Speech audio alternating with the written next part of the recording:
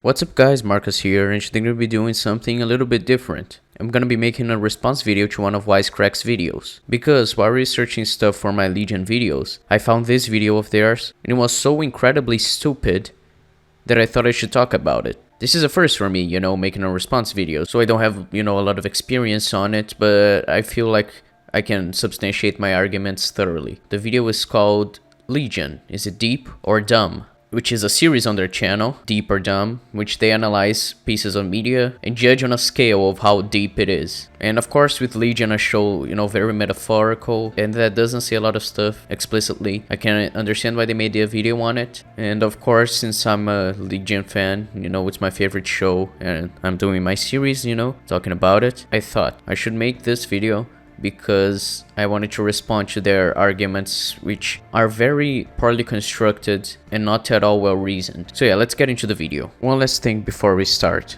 This is gonna be full of spoilers for the entire Legion show.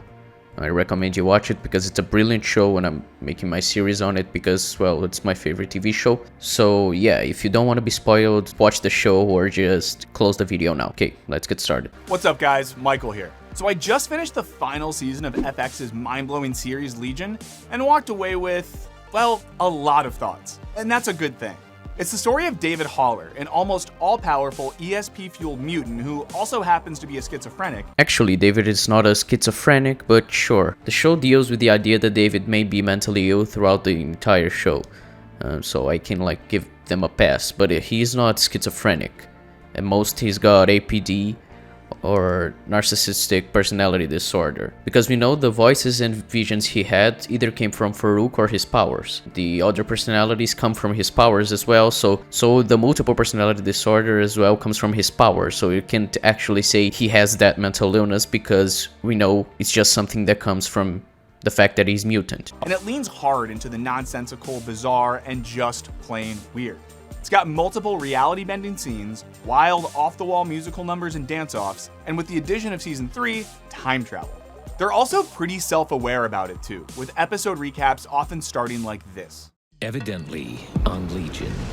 Ostensibly on Legion. But with so much going on, it's a little hard to pry out one coherent show-defining philosophy. See, when he says that, it's kind of difficult to get a grasp exactly on what he's talking about, because, well, philosophy has a lot of different meanings, and what he may mean by being difficult to understand, the one unifying philosophy of Legion can be difficult to interpret, which is something the Wisecrack does a lot. They just say stuff that is very vague, so the people watching have to, fill in what they think they are actually saying when they say stuff. Then they end up not saying anything. But let's see. One of the definitions of philosophy is the study of the fundamental nature of knowledge, reality, and existence, especially when considered as an academic discipline. If we're gonna talk about Legion's philosophy as in the study of fundamental nature of knowledge, reality, and existence, the show deals with that a lot, actually, with saying that knowledge can come from lots of different places, and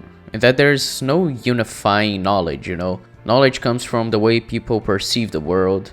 So their experiences mold their personality and also mold the way they know what is going on in the world and going on with them. And that's very explicit in the show, actually, which also ties in with what I'm gonna say about existence and reality. So it's a very simple defining philosophy of Legion. And there's also the way Farouk gained knowledge, He redeemed himself by the end of the show, and he transferred that knowledge to the younger Farouk, and showed him that experience can make people gain knowledge, and that his worldview changed by seeing the world through David, which also ties in with the reality and existence part of Legion. The reality is something they deal with a lot by not showing us what is exactly real or what isn't when we're watching the show. The philosophy of the show may be that reality is what we perceive it, which is something that can be followed. If you watch the show, you'll see that basically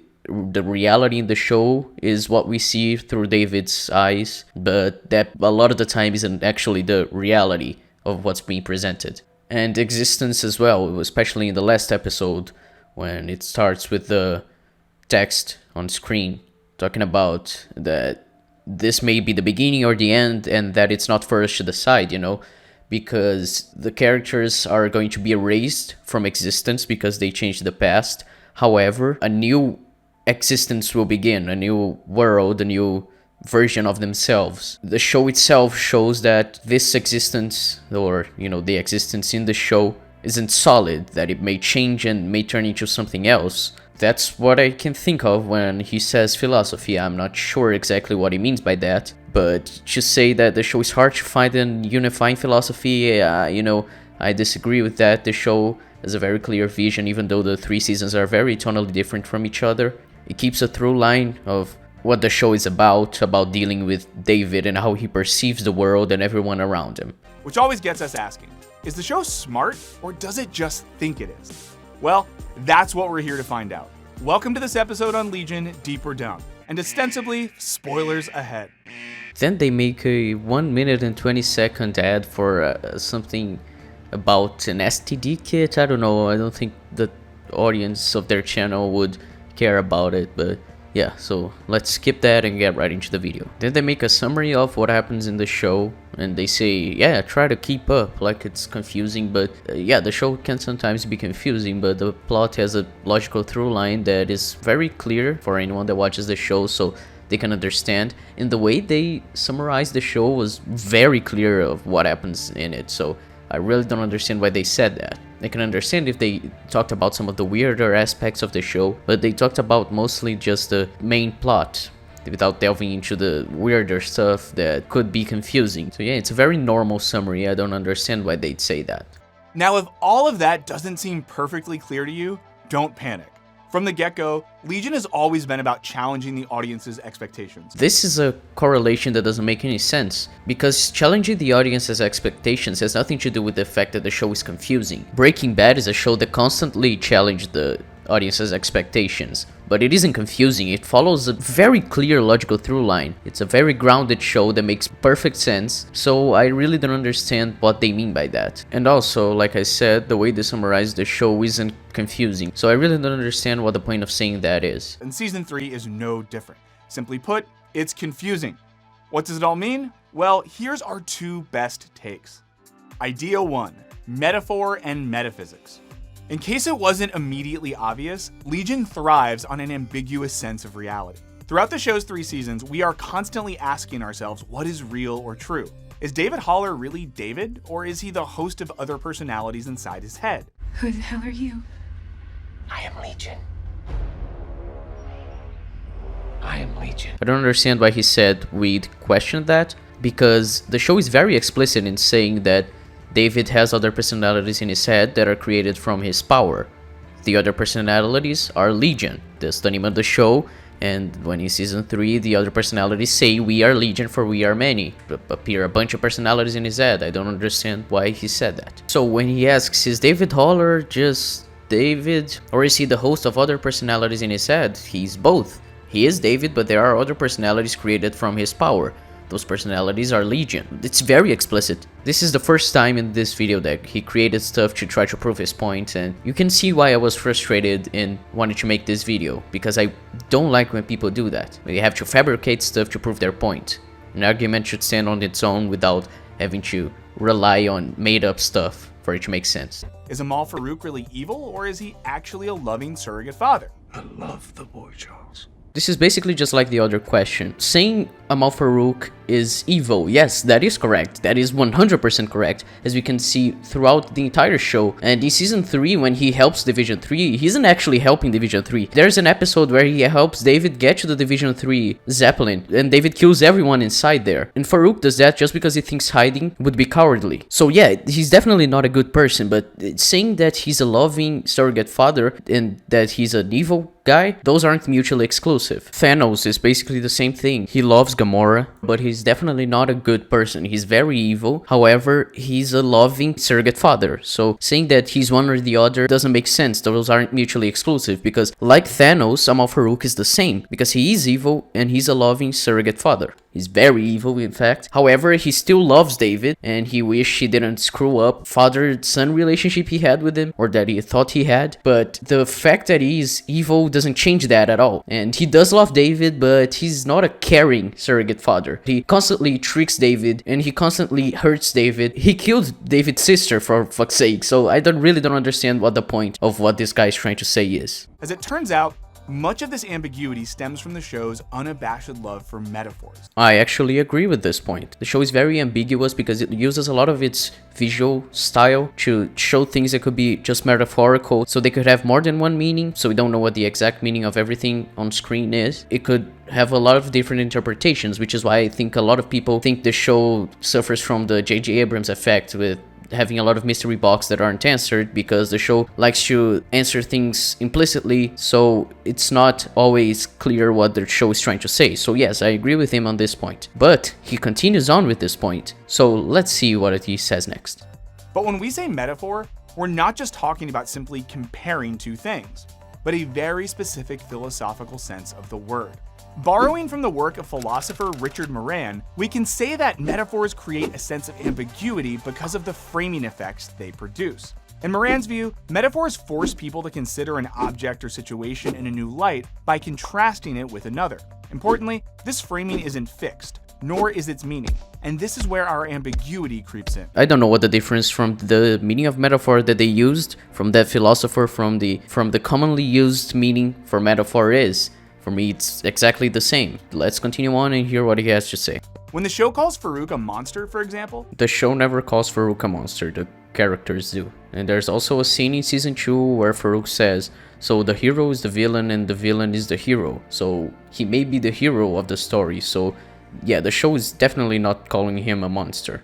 It's not something very explicit like in Dark Knight. Yes, the Joker is a monster. We know that through all the characters we care about and agree with their visions that the Joker is a monster. However, in Legion, Farouk is called a monster by, basically everyone until they see that David is the actual monster, that he's gonna destroy the world. So yeah, the show never calls him a monster, the characters do. There's a very big difference there. This can mean anything. From the fact that he's technically an alien life form. He's not an alien. He's a mutant like everyone else. He's just 2,000 years old. That's the only difference, but he's still not an alien. I don't understand where they got that from. To the fact that he's incredibly powerful. David is also incredibly powerful, and he's not talking about when the show calls David a monster, but it would fit the same way it does Farouk. To the fact that he once trapped a king's mind inside that of a monkey's. With this, I agree. This would make people say that Farouk is a monster, because that is an incredibly cruel thing to do, and people associate monsters with that. So yes, I agree here. I just don't understand why he wouldn't talk about the followers as well, because he didn't just trap the king's mind, he also trapped the king's followers' minds inside kids. By monster, you mean like a metaphor, right? This clip of Switch has nothing to do with what he's talking about. He was saying that the show called Farouk a monster, but monster is metaphorical because he's not an actual monster, unless he's an alien like he said, but he isn't. I already said that. But the way Switch talks about a metaphorical monster is that David said he had a monster in his head since he was a child and he had to live with him for 30 years. People think that's metaphorical because it sounds like a mental illness he had and he's just calling it a monster. That is a plausible metaphor for when talking about a mental illness you had to live with. I had a monster in my head for 30 years and he ruined my life, which yeah, mental illness can ruin people's lives. So yeah, it's understandable that Switch thinks it's a metaphorical monster, like Oliver does in season 1, but it is an actual monster. It's a parasite living inside David. Anyway, it doesn't have anything to do with what he said, this clip. He's just using it because it sounds like the show is saying the same thing he is, even though it isn't. But let's continue. As philosopher Donald Davidson points out, most metaphors don't possess definite meanings any more than dreams do. It really depends, because a metaphor can only work if you know the context of why you're using a metaphor. Like you say, you are beautiful like the sun, and then yeah, you know why you're mentioning the sun and how the person is like the sun. But if someone just says you're like the sun, if you don't explain it, it depends on the context, like he's about to talk about, like when Romeo says Juliet is like the sun. So yeah, without context, metaphors don't have meaning, but Legion has context to everything, like the dog metaphor I talked about in my first critique of Legion. So I don't understand what his point is, but let's let him finish. After all, when Romeo compares Juliet to the sun, there are 1,000,001 different things it could mean. In the same way that dreaming you're naked in front of your high school class could mean both everything and nothing. But what's important here is that by framing Juliet with the sun, we're creating an infinite amount of associations. If you know the context, you're not creating an infinite amount of associations. It's the same as interpretations, like interpretations of TV shows and films. It all depends on the references you give to analyze if those interpretations are valid, because there's a chance they may not be if they don't follow what the original product said. So you can't interpret something that doesn't make any sense. So yeah, these things are finite, the same way as you interpret metaphors. There's a finite number of associations you can make if you know the context. If you don't, then yeah, it's infinite. But in Romeo and Juliet's case, we have the context. According to Davidson, just like in dreams, a metaphor's meaning is interpretive. At its best, the dreamlike logic behind metaphors really does drive home how ambiguous Legion's reality really is. A lot of the times, like the dog in chapter 1, the metaphors don't have dreamlike logic. They're just something that represents something else. Yeah, it can be ambiguous because you can interpret things differently, but it doesn't mean the show is ambiguous because of the dreamlike logic of metaphors, because not all metaphors have dreamlike logic. Take season 2, in which episodes often begin with an educational segment that later contextualizes the action on screen. Psychologists call it a conversion disorder, in that the body converts a mental stress to a set of physical symptoms, in this case a tic or spasm. And, like any disorder, it can be contagious. At first, these segments seem to contextualize our understanding of the various telepathic phenomenon going on in the show. The spread of our teeth-clacking zombies, for example, is compared to the way conversion disorders like laughing fits and mass hysterics have spread throughout history. It's compared, but later we learn it's not the same thing. So it actually doesn't contextualize this. It contextualizes something in the end of the season, but he'll talk about that in the video, so let's hear him. In another segment, delusions are characterized like parasites, feeding on rational ideas until only they are left. This, in turn, later explains the spread of the delusion among the members of Division 3 that an admiral must be killed. All I have are rumors, whispers. People go to Admiral Fukuyama's pedestal and they don't come back. What does he do to them? He eats them. It's not gonna happen to us. In both cases, these metaphors seem to contain fairly simple meanings. Madness is contagious, and delusion is destructive. To be honest, the first segment he talked about fits way more this second part, he said, because the way the delusion of Admiral Fukuyama being a bad guy spreads through the people is way more like the thing he said about how madness is contagious. And yes, delusions can be destructive. So yeah, the second part I agree with. The first I think would fit better with the second example. But of course, meaning is a moving target with metaphors, and reality is constantly shifting under your feet in Legion. While we spend a whole season thinking we understand what these metaphors mean, the last episode of Season 2 really rips the rug from underneath our collective feet. The madness that had been spreading, the delusion that had been growing, it was David, and boy were we wrong. David Haller, your treachery has been discovered. The inevitability of your future crimes. Is it not possible that the metaphor could work in two ways? That it would mean the stuff that happened during the season and how it's flipped on its head by the end? It could have two meanings depending on the context, so the metaphor doesn't stop having its meaning that it had before. It just gets a new meaning on a different context. However, while the end of Season 2 might have been a high point for Legion's thematic use of metaphors, Season 3 demonstrates how sometimes the show can collapse under a metaphor's weight. Because let's be real here, some metaphors like dreams make zero sense at all. I think the best example of this would be Season 3's depiction of the Astral Plane. As if it was purposefully designed to give us a headache, the Astral Plane is both a literal and metaphorical place. Amahl Farouk at one point gives us this no-nonsense definition of it. Well, at least by Legion standards. This is the Astral Plane, a world beyond the world, made of pure energy. Very few can see it. Meanwhile, Oliver, tells us that the Astral Plane is kind of like the island of misfit toys, where broken minds, forgotten truths, and lost objects all collect. We were always finding things. Pens, poetry, songs. The astral plane was like a magnet for lost dreams.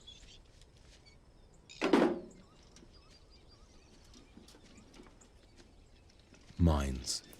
That was the other thing we found. In the real world, when people lost their minds, they ended up here. On the surface, we're presented with an interesting problem.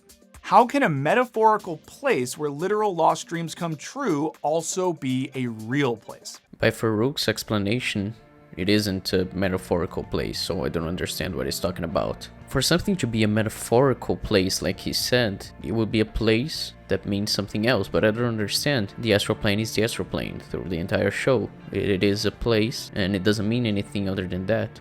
It's a place where mutants with psychic abilities, or with time travel powers, or people who lost their minds, like we saw in the example he gave, can go through with their minds. But the mutants with psychic powers, they can control the astral plane and create whatever they want there. Outside of that, I really don't understand what he's saying. It isn't a metaphorical place, it is a real place where certain people can access and create stuff that doesn't translate into the real world. But that doesn't mean the place is metaphorical. I can't think of a single metaphor that it fits, so I don't understand. And what does this tell us about the larger logic motivating Legion?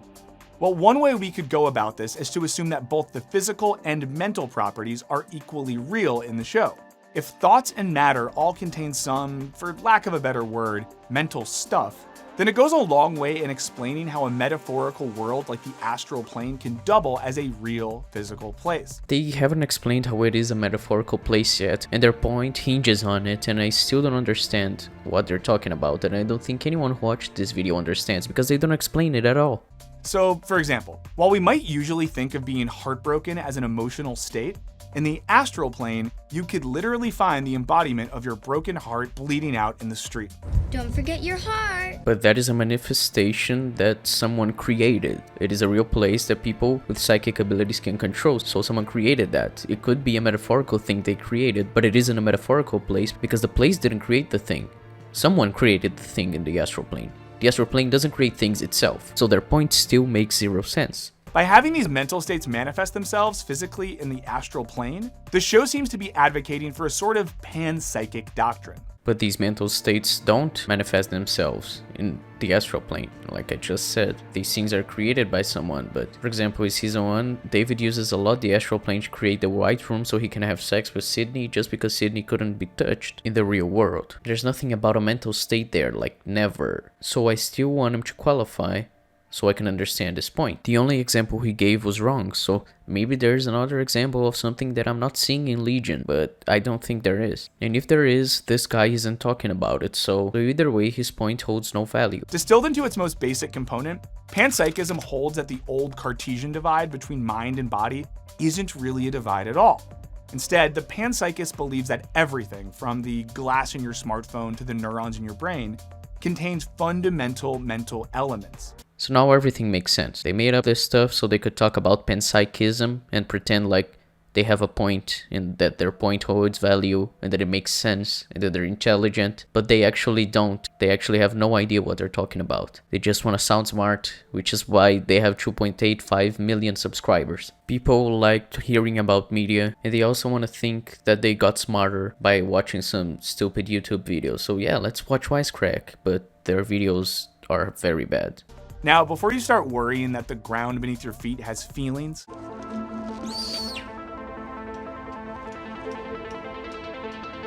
if they had cut this clip a bit earlier, there'd be a joke there. But since they showed that Switch was hurting a flower and not the ground, it's not a joke anymore. So I don't understand why they would make their content less funny. It's just an observation. I don't understand the way they do things. Panpsychists usually don't commit to the idea that everything has thoughts. Instead, most believe that everything has a mental experience. The mental experience of a human might be quite complex, while that of a fly might be much simpler, and that of a rock would be even more basic. To most panpsychists, mental experience is a fundamental building block of the universe, with actual thought only being achieved by sufficiently complex entities. Applying this model to Legion, we can see how both regular everyday objects and abstract ideas like the loss of innocence appear in the astral plane. They all have a mental experience. I'm pretty sure this guy missed the point of what they were talking about when they talked about these lost objects and lost ideas. I'm pretty sure that when Oliver said that these objects, these toys, they appear in the astral plane, it's when they become irrelevant to someone, because well, objects can access the astral plane, but someone with their mind could just, you know, take something, a memory of theirs, and shove it somewhere where they won't remember and won't think about it, which is what they do with these toys. It's like, yeah, it's a lost toy, I don't remember it, I don't use it anymore, it's become irrelevant to me. It's not something that has a mental experience, because how would a toy become lost? How would a rock become lost? A bike become lost? No, someone would lose that bike and project it into the astral plane, because, well, it's irrelevant to him, given the explanation Oliver gave us. Also, in the end of that episode, the world around Sid just faded away, as Oliver and Melanie became like themselves. They started to wear their usual clothes. So I'm pretty sure that that world they created was created just for Sid, just so they could raise Sid. It wasn't actually something that happened, it was all something Oliver created, all to prove a point to Sid and raise her and show her that she has to try to save the world, that it's worth trying to save the world even if you can't do it. So yeah, one more time, I think these guys have no idea what they're talking about. It also goes a long way in explaining why David struggles to differentiate between his mind and reality. They're all made of the same mental building blocks. His mind is fixed. His reality is alternate. Actually, it has nothing to do with it. The astral plane has nothing to do with that. David struggles between knowing what is reality and what is his mind in season 1, when Amahl Farouk was in his head playing tricks on him, so he hallucinated. And when he talks and he hears voices, that's from his powers, from season 2 and 3. In season 1 it's Farouk. So yeah, it has nothing to do with the astral plane. Panpsychism has nothing to do with this as well. David struggles because he thought he was schizophrenic, but he had a monster in his head that made him have a lot of symptoms similar to paranoid schizophrenia. Nothing to do with the astral plane or panpsychism. The example they used when Farouk says David's mind is fixed, but his reality is alternate, it has nothing to do with what they're talking about as well.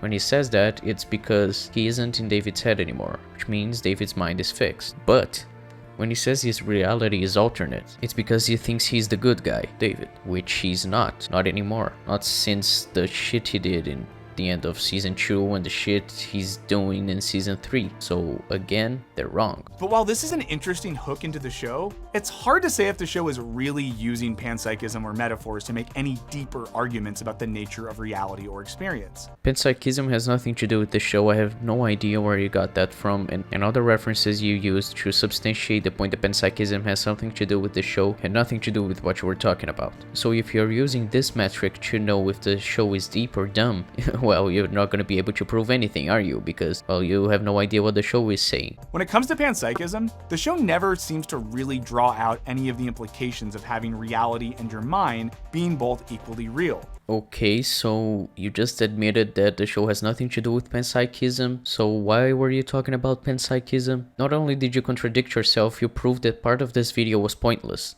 So what the fuck are you doing? Especially in regards to David.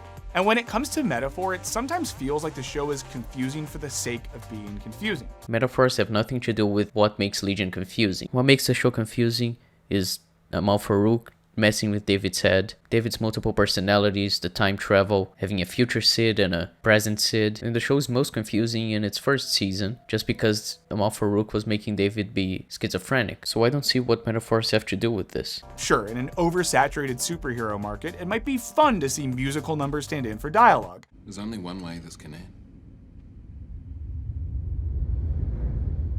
A rap battle. But sometimes we'd like to understand the literal narrative. Well, then you should pay attention to the show, shouldn't you? Because I understood everything that was happening. And there are thousands of people in the Legion subreddit that understand everything that happened as well. There are some debates on some aspects, but the logical through line is pretty simple. Just like you described in the beginning of the video, you made a plot summary of the entire show and it all made sense. It all followed through normally. What don't you understand? How can you not understand this but have made a summary of the show and have tied some weird philosophies to the show and its metaphors? How can you do that if you don't understand what happened in the show? There is a literal meaning to everything that happens in the show. It's simple, you can just watch and you understand. Legion sometimes is confusing, but the story's simple. It's about the characters and their relationships and their minds, how their powers affect their lives, how they can live with that. That's all literal meanings. I don't understand what you were talking about, bro. After all, according to playwright and screenwriter David Mamet, the core of drama is about finding previously unsuspected meaning in chaos, the truth that had been previously obscured by lies. This is everything he says about this quote. You'll see in just a few minutes, but what? He just drops a quote. That has nothing to do with what you're saying unless you explain what you mean by that. He doesn't explain at all. And just because a playwright said that, does that mean it's true as well? That's a fallacy. So what the fuck are these people at Wisecrack doing when they make videos? But maybe we should be okay with Legion's uneven use of metaphor. For a show that's so out there in terms of art direction, maybe all the metaphors are just a way to tell an interesting story. Philosophy be damned. I mean, yeah, who cares about philosophy? I care about a story being well written, and Legion is very well written. That's the reason I'm making my series on Legion. It's because the show is very well written and not a lot of people know about it. So yeah, fuck philosophy, I don't care. I care about it being well written and telling a good story. That's it. I don't think anyone cares about philosophy. You're just using philosophy as a way to say that the show isn't as good as people think it is because you want to sound smart on the internet, and I get it, I like to sound smart too, but maybe try to use actual arguments that make sense the next time, please? Okay.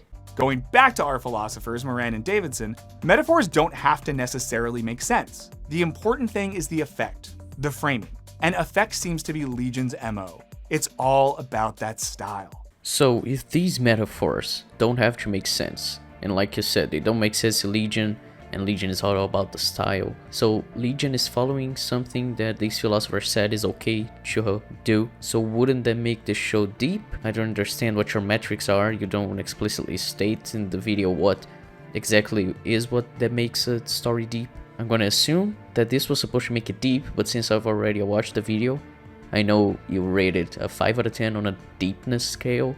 So yeah, that's stupid. Because, again, contradicting yourself. So maybe we should forgive the show for pelting us with various dance numbers, loquacious asides. It's about the order of things. The order you learn. When you were young, we let you be wild, because wildness is important.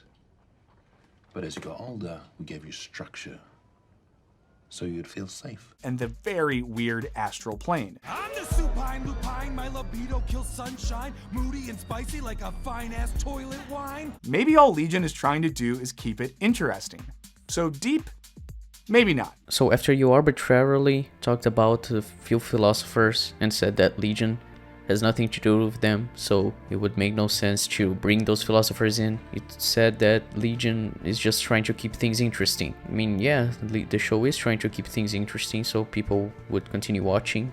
But just because the show didn't have anything to do with the philosophers you talked about, does that mean the show isn't deep? You just arbitrarily decided, oh yeah, these philosophers, they're the ones who Legion is talking about. Even though I continued the video saying that they have nothing to do with Legion, so basically wasted an entire video by saying nothing.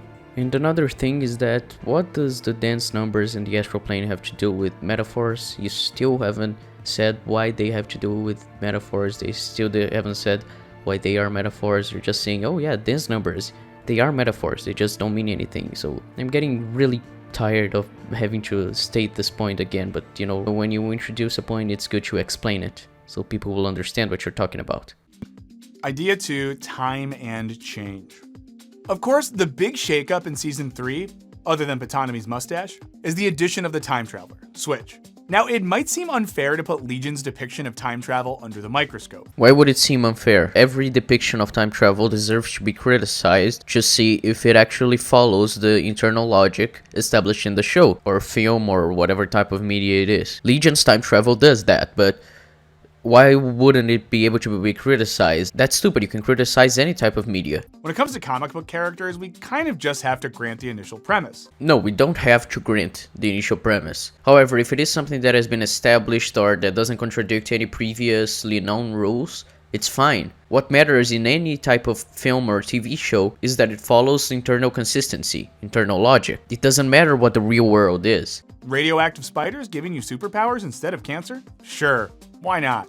And early on, Legion playfully reminds us that its depiction of time travel isn't going to trade too heavily on science. What do you know about time travel?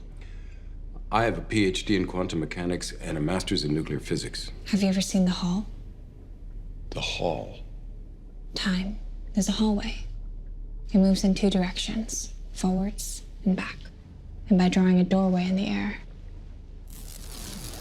like this, I can access the time stream. It doesn't matter if the show follows science or not to explain its time travel, especially since time travel isn't something possible in the real world, so it can't be explained by science. And the way time travel is explained in the show never contradicts anything, it always makes sense. So again, it's perfectly fine in the show. You can put it under a microscope and you see that it makes complete sense within the universe. But there has to be some internal logic going on. Of course it has, and it does. By the example you just showed, Switch explained how the time travel worked to Carrie. And yeah, sometimes it can be vague how time travel works, but by the finale of the show, everything is very explicit. And it all makes sense, it all follows the internal logic established by the show. It never contradicts it. So, again, what the fuck are you talking about?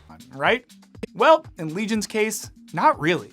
You're gonna have to justify the fuck out of that, because the show follows the internal logic of time travel thoroughly. Not only in Season 3, but in Season 2 as well, with future Sid coming back. So yeah, it's gonna be very well explained, and with the references as to why the show doesn't have an internal logic for time travel. But I don't think that's gonna happen. But let's hear him. In fact, the final season continually fails to address one of the biggest logical problems in time travel, the grandfather paradox.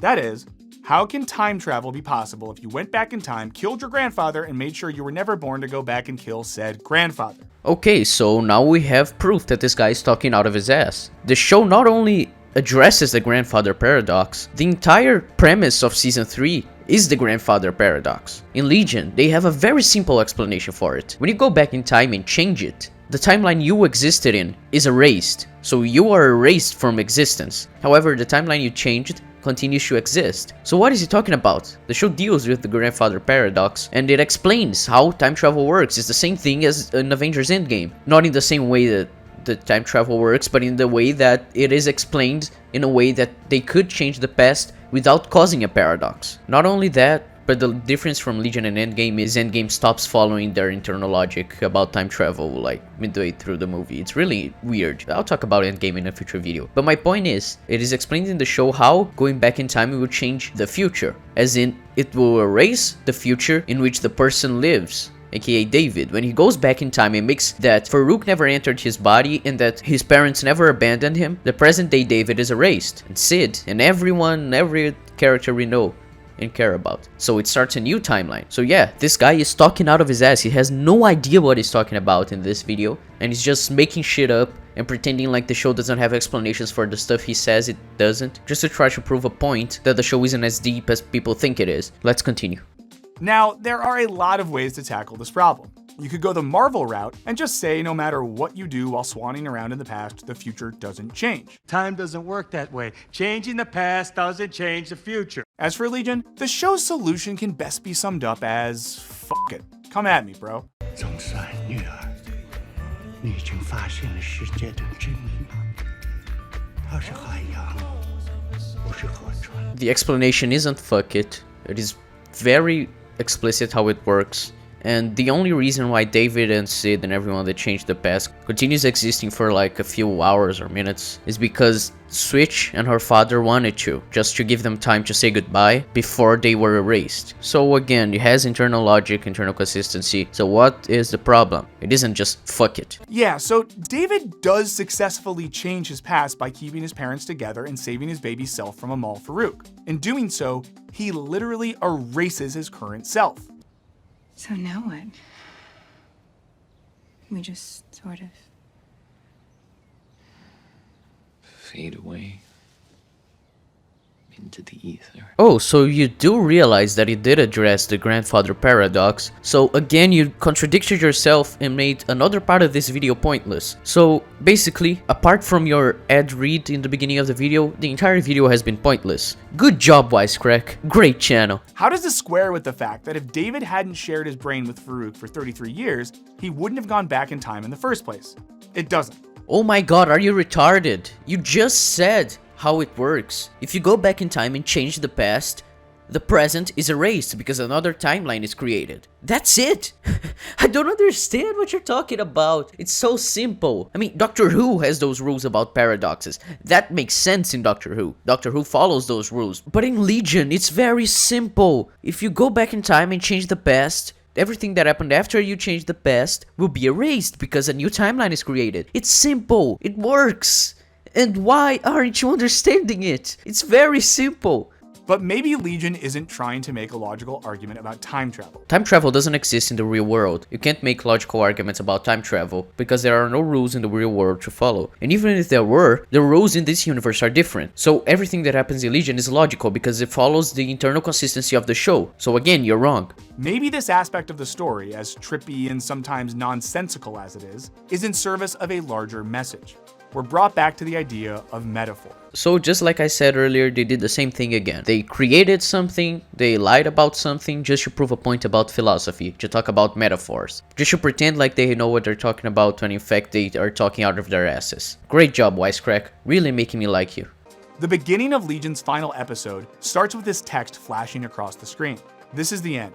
The beginning. The end. What it all means is not for us to know. It is for history to decide. All we can do is play the parts as written. All we can know is ourselves. On the surface of it, it seems strange for Legion to frame the final episode with a quote. After all, if David and company are just playing their parts as written, how are they supposed to change the past? The parts they're playing are to change the past.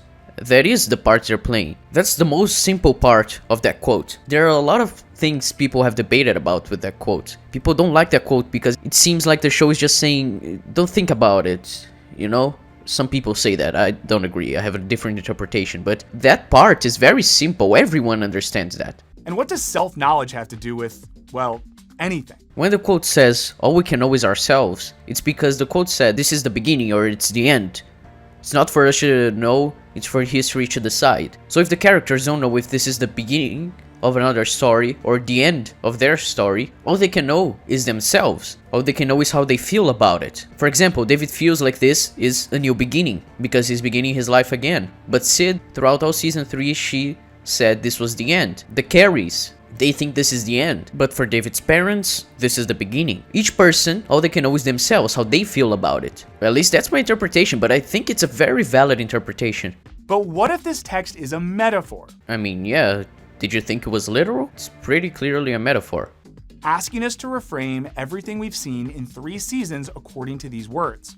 In this case, the show hints that everything David has done, past and present, from being born to cartoon fighting Amahl Farouk, has been necessary. That David needed to quite literally experience time in order for him to change and thereby save the world. David isn't saving the world in season 3, he's destroying the world. That's why Division 3 and the mutants try to stop him. David is destroying the world, he's just trying to save himself. He's destroying the world because he's gonna erase this timeline, and he's saving himself because he's giving himself another chance to live and to be loved because he thinks he's a good person, that he deserves love. But he doesn't actually save the world. Also, he doesn't literally experience time. You can't literally experience time. Even in Legion, time isn't a tangible thing that you can experience. And when he says that everything that happened from season 1 to season 3 was necessary so they could save the world, like I said, they don't save the world, but I think that's a valid interpretation of that quote. I, for one, think that that quote is saying that the parts they're playing as written are just in season 3. More specifically, the last episode, because everyone plays their part into making sure the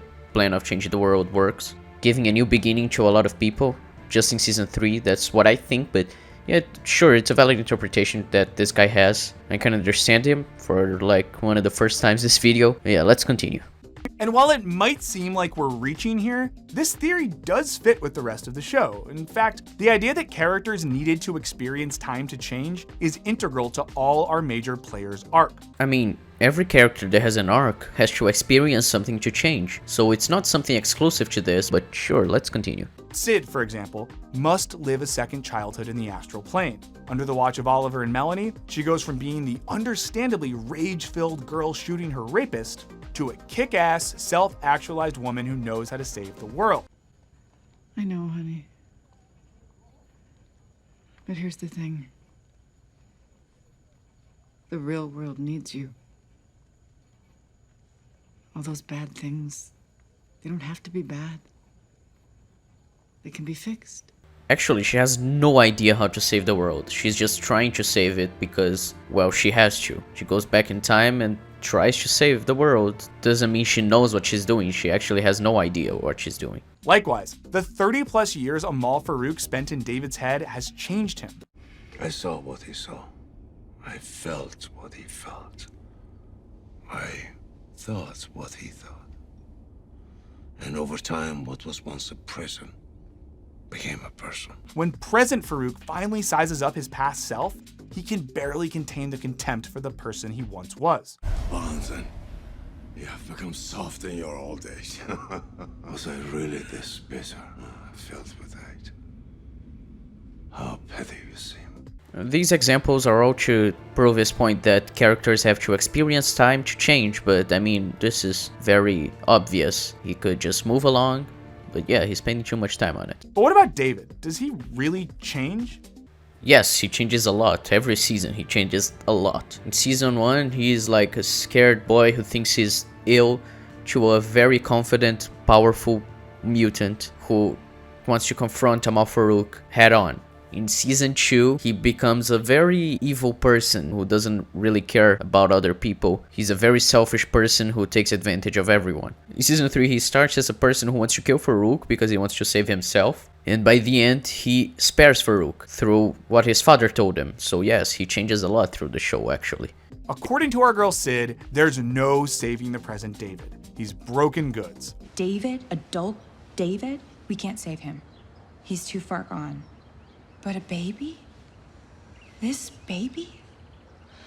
Him we can save. And that clip proves that David did change. She says they can't save David because he's too far gone, but if he is too far gone, he would have to have gone that far, which means that he'd have to have changed. And we know he did. We watched the show. You probably didn't, but it's fine. You can just make a 20-minute video about a show you didn't watch. It's okay. So how does time help David change? Quite literally by unwriting his existence. Listen to this narration David gives in the beginning of the final episode. Again, it serves to reframe everything we've seen up to this point in the show. Lessons in Time Travel. Chapter 0. Who we were does not dictate who we will be. But often, it's a pretty good indication.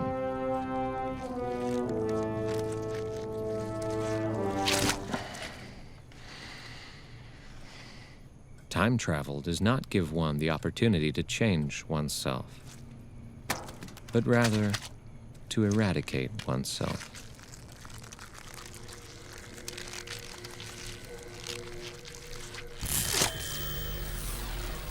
And allow something else to form in the wake of what once was. In other words, change for David could only come through destruction. That's not what David said. David said that through time travel, you change the past and the present is erased. So if you want to change who you are, change who you were, and what you're gonna be, you're gonna have to eradicate yourself. You're gonna have to erase yourself.